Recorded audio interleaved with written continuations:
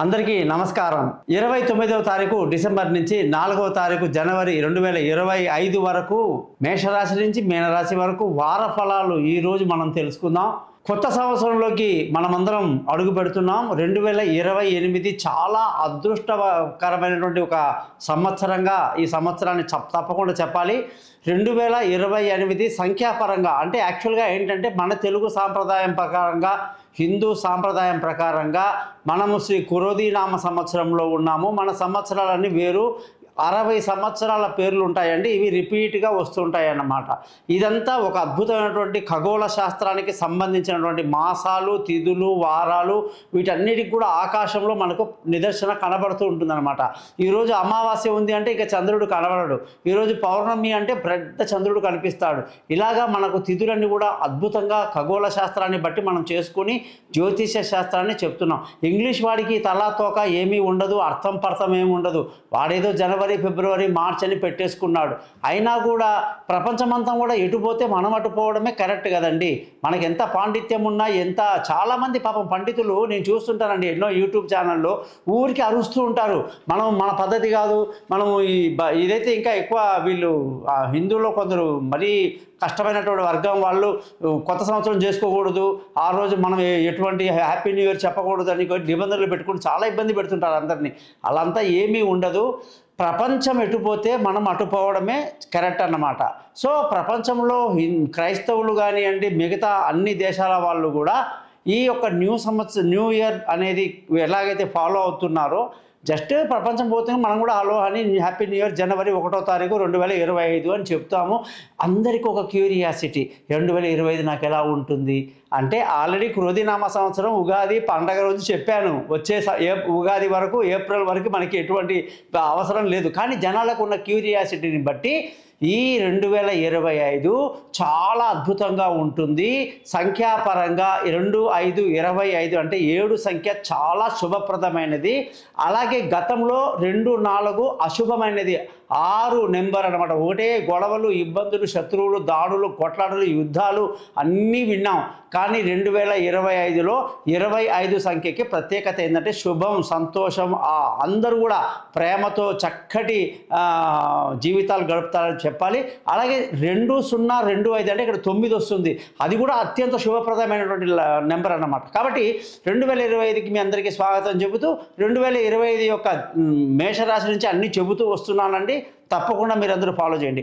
ముఖ్యంగా ఈ వారంలో జరిగే విచిత్రం ఏమిటంటే శుక్రుడు అంటే ఎవరండి?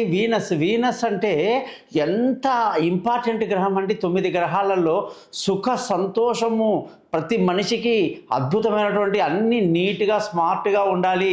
5 స్టార్ లెవెల్లో జీవితాలు ఉండాలి. మంచి భోజనము, మంచి నిద్ర, మంచి జీవిత భాగస్వామి, మంచి కుటుంబము, ఇవన్నీ కూడా చాలా గొప్పగా సమాజంలో పైకి రావాలని అనుకుంటాం కదండి. దీనికంతా కారణం శుక్రుడు అన్నమాట. శుక్రుడు లేని చోట ఎవరున్నా గురువు కానీ, సూర్యుడు కానీ, కుజుడు కానీ ఇవన్నీ ఎందుకు అసలు ముందు పనికిరావన్నమాట. శుక్రుడికి ఫ్రెండ్స్ ఇద్దరే చాలా చెప్పాలంటే, ఒకటి బుధుడు, 2 శని. అంతేగాని మిగతా అందరికీ కూడా ఈ శుక్రుడు మార్పు వల్ల, కుంభరాశిలోకి రావటం వల్ల జరిగే మార్పులు ఎలా ఉంటాయి అనేది ఈ వారం చాలా ప్రత్యేకంగా తెలుసుకుందాం. మీరందరూ కూడా నా ఛానల్ని సబ్స్క్రైబ్ చేయడం మర్చిపోవద్దు. అలాగే నా యొక్క ఛానల్ని మీరు మీ ఫ్రెండ్స్కి, బంధువులకి తెలియజేయండి. మీ జాతకాలు తెలుసుకోవడానికి కోసం మీ date of birth, time of birth, place of బర్త్ని నాకు పంపించండి. మీ జాతకాలు రెడీ చేసి మీతో 15 నిమిషాలు మాట్లాడి 50 పేజీల జాతకాన్ని మీకు మెయిల్ పంపిస్తాను, PDF చేసి. పరిహారాలు కూడా సింపుల్గా చెప్తాను. కాబట్టి thesimpleastrologer.comని మీరందరూ ప్రోత్సహిస్తారని ఆశిస్తూ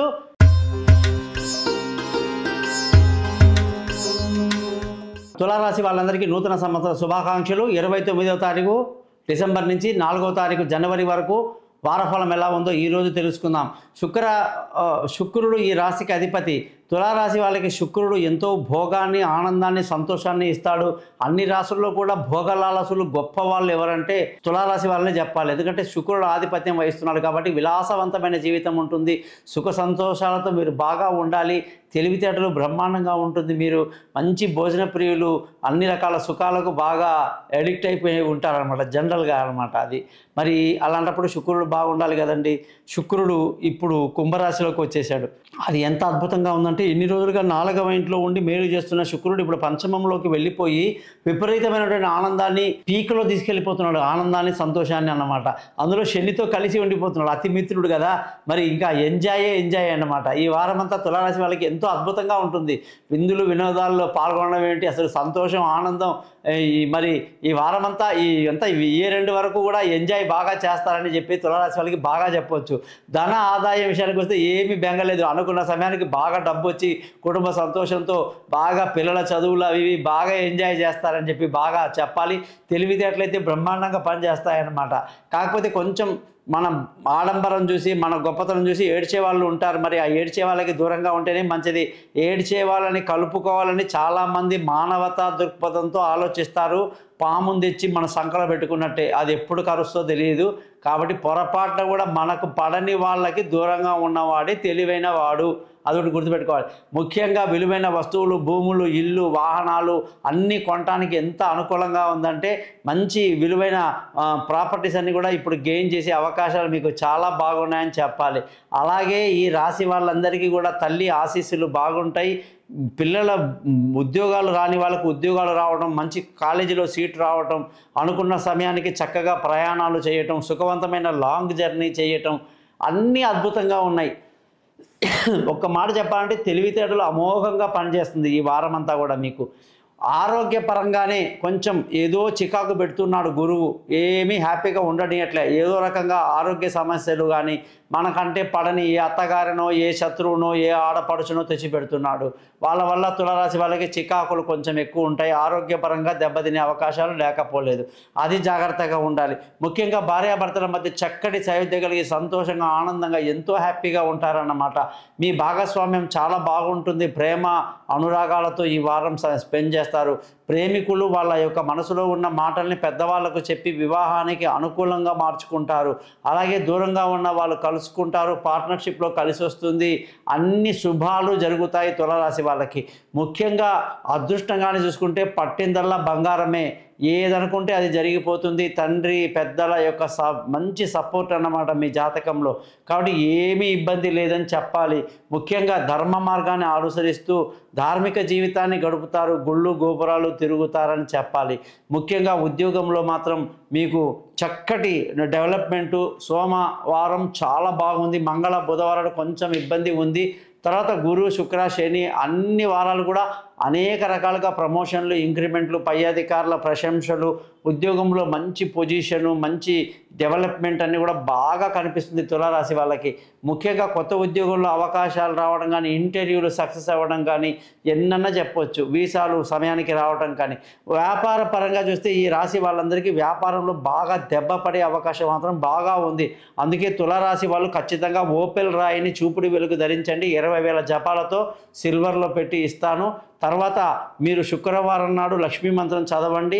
శుక్ర మంత్రాన్ని 20 సార్లు చదవండి. మీ జాతకాన్ని నాకు పంపించండి. మీ జాతకంలో అసలు ఎలా జరుగుతుంది అంతర్దశ అని చూసి సజెస్ట్ చేస్తాను. గురుదక్షిణ ఉంటుంది. ముఖ్యంగా వ్యాపారంలో దెబ్బతినే అవకాశాలు, ఖర్చులు మాత్రం అధికంగా ఉండే అవకాశాలు ఈ వారం కనిపిస్తున్నాయి.